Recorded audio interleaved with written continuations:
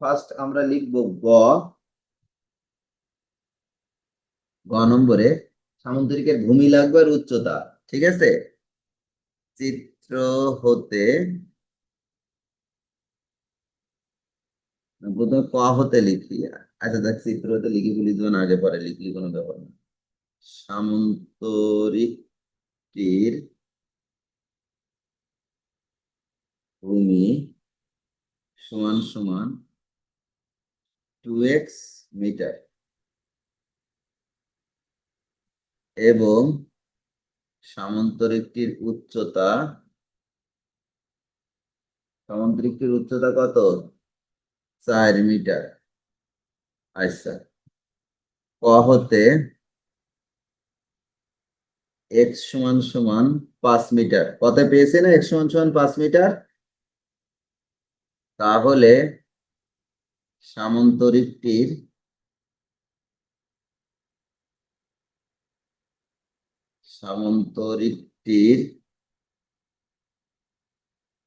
ভূমি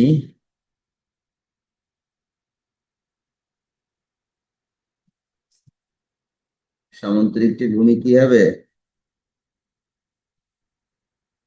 2 গুণিত x মানে 5, এত মিটার।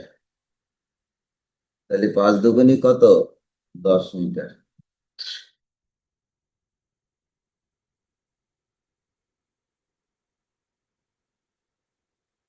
আচ্ছা, অতএব সামন্তরিকটির ক্ষেত্রফল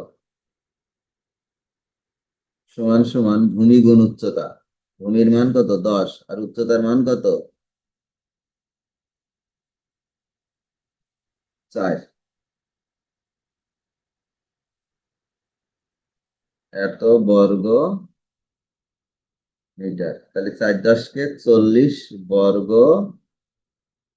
মিটার। এবার খ হতে পাই, খ হতে ত্রিভুজটির ক্ষেত্রফল ত্রিভুজটির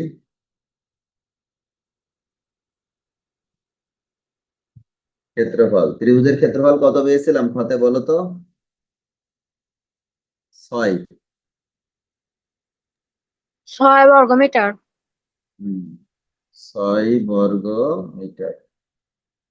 আচ্ছা, তাই যদি হয় তাহলে এখন লিখবো অতএব চতুর্ভুজটার নাম কি যেন দিয়েছে? বিসিডিএফ।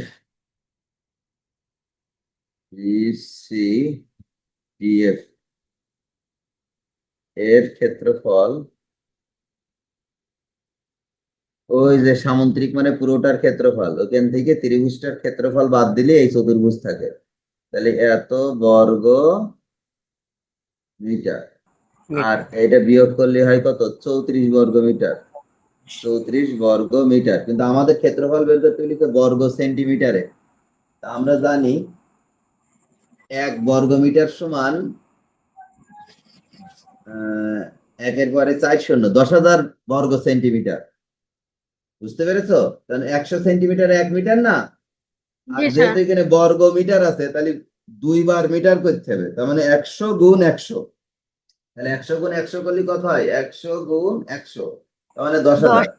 হ্যাঁ, তাহলে 1 বর্গ মিটার সমান 10,000 বর্গ মিটার। ঠিক আছে, তাই যদি হয় তাহলে আমরা এখন যেটা করব, এই সমানের নিচে ডাইরেক্ট দিয়ে দেবো যে সমান সমান 34 গুণিত 10,000